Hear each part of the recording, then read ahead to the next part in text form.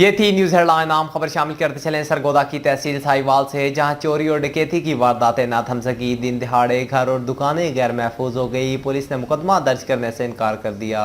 اسی حوالے سے مزید جانتے ہیں بگ نیوز کے نمائندے رانا مجید کی اس رپورٹ میں۔ جی ابو بکر، تحصیل سیوال میں چوری اور ڈکیتی کی وارداتیں جاری ہیں۔ دکانیں ہوں یا گھر ہوں یا راہگیر، چوروں سے کوئی بھی محفوظ نہیں ہے۔